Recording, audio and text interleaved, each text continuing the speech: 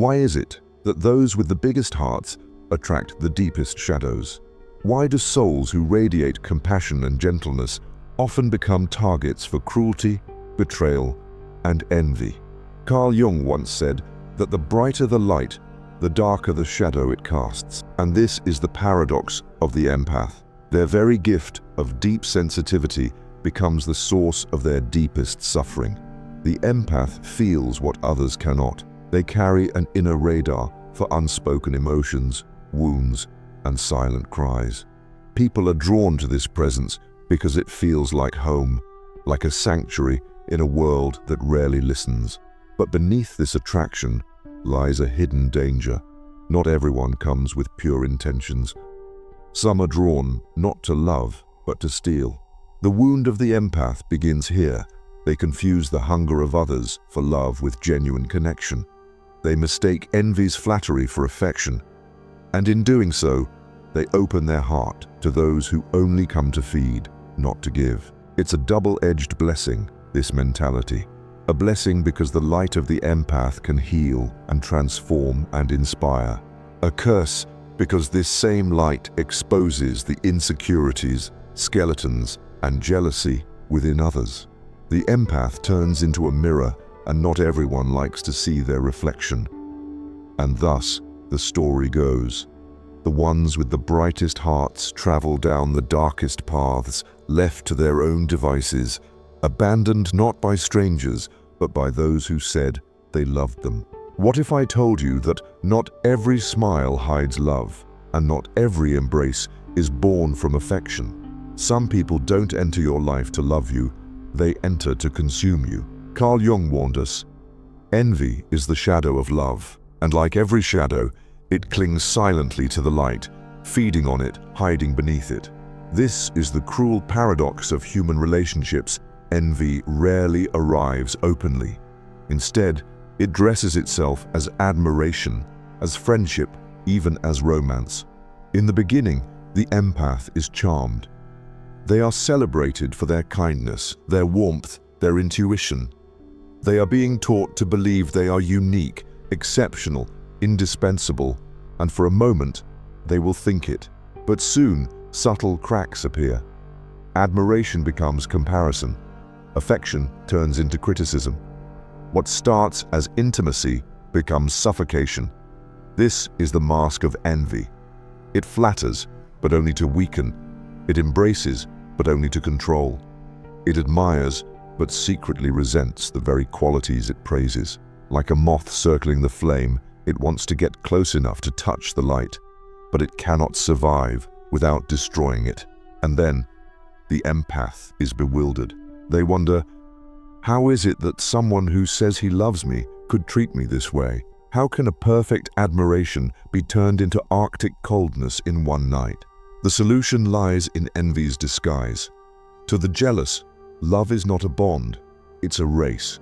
Your light is a reminder of their darkness. The tragedy is that the empath gives more, believing that love will heal envy. But love cannot heal what refuses to admit its own darkness. Why does the empath's light disturb the hearts of those who claim to love them? The answer lies not in the empath, but in the mirror they hold up. An empath does not simply listen, they reflect. In their presence, people feel seen in ways they cannot hide from. The empath's light becomes a mirror, revealing both beauty and brokenness. And this is where envy begins. For while some are comforted by this reflection, others are tormented by it. Carl Jung taught us that the shadow is ourselves that we deny, repress, or refuse to face. When one stands in that shadow of an empath, restlessness fills it. Instead of gratitude, it tends to provoke comparison. Why are they so generous when I feel bitter? Who are they to shine and me not? Why does their love feel so right and mine feels like an act? Envy is born in this tension. It is not hatred at first, it is insecurity disguised as closeness. But over time, it feeds like a vampire, drawing strength by diminishing its host. The empath becomes the target, not because of weakness, but because of their radiance. Their gift becomes the very trigger for another's darkness.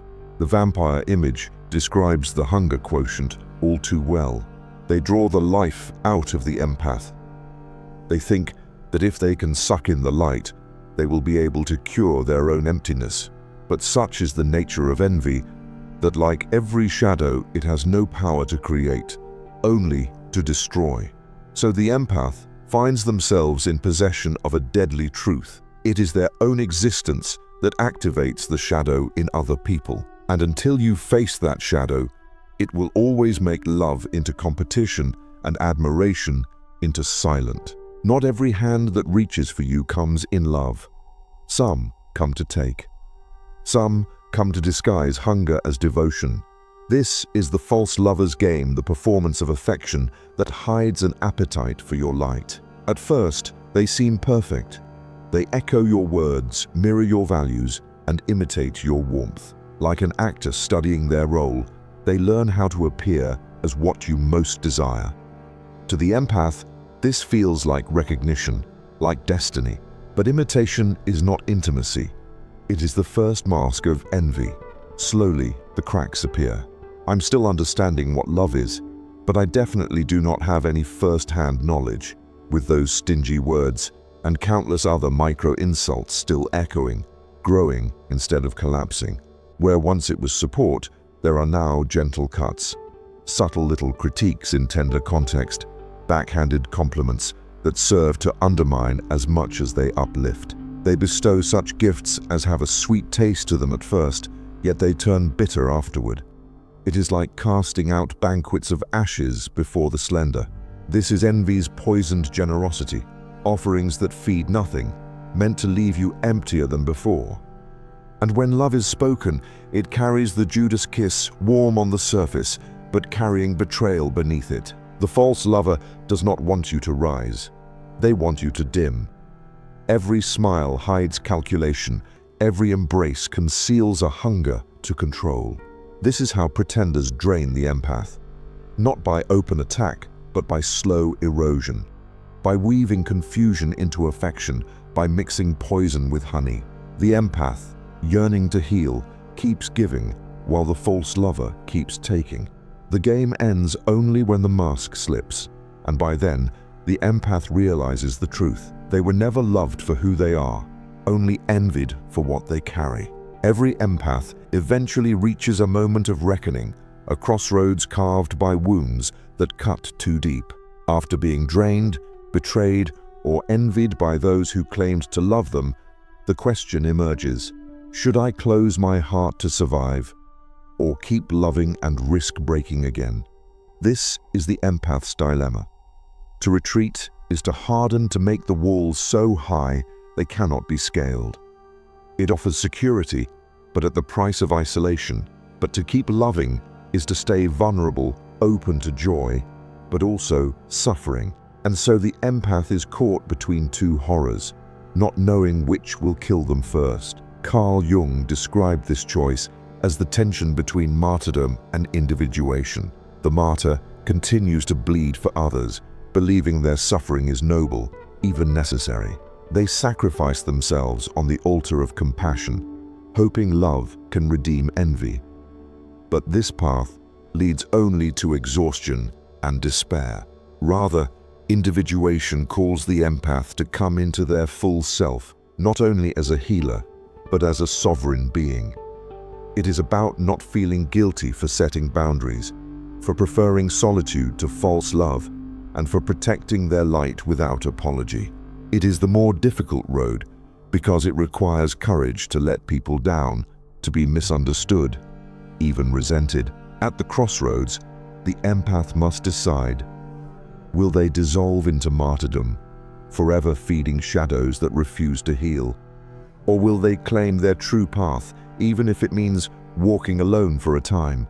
The choice is brutal, but it is also the threshold of transformation. For only in choosing individuation does the empath stop being a victim of envy and begin becoming its master. The empath's journey does not end at the crossroads. It deepens, for in every wound lies the seed of power waiting to be claimed. What once felt like a curse can be transmuted if the empath dares to face the truth. The first step is recognition.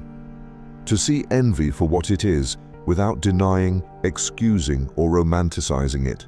Envy is not love gone wrong. It is a shadow that feeds in disguise. When the empath finally names it, the fog lifts. The betrayal no longer feels mysterious, it becomes predictable, even recognizable. Awareness itself is liberation. The second step is boundaries. Here is where the empath morphs into the healer warrior. No longer draining themselves endlessly into those who only consume, they learn the sacred practice of saying no. Boundaries are not walls, they're gates. They bar the gate to light thieves, but let in those with genuine love. It's not selfish, it is self-respect, which is the basis of true compassion. The third step is alchemy.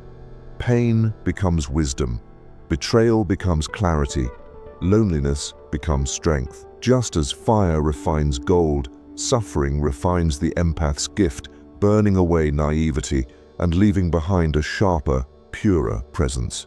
In Jungian terms, the empath begins embodying an archetype beyond the healer alone. They become the healer warrior, compassionate yet guarded, soft yet unbreakable. Their empathy no longer makes them prey, it makes them sovereign.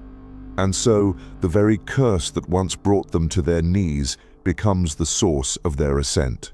The empath does not lose their heart, they learn to wield it like a sword, cutting through illusion, protecting what is sacred, and transforming envy into the fuel for their destiny. What if envy was never a curse against you, but a sign of your calling? What if the hostility, the false love, the silent rivalry you've endured were proof, not of your weakness, but of the magnitude of your light? Carl Jung taught that what we resist in others is often what we most lack in ourselves. When people envy an empath, it is not the empath they despise, it is the reminder of their own unlived potential. Your light exposes the places where they have chosen comfort over courage, imitation over authenticity, shadows over truth. This is why it's different for you. You're not here to be liked by everybody. You are here to awaken. And after all, awakening is always divisive. It electrifies one half, repels the other.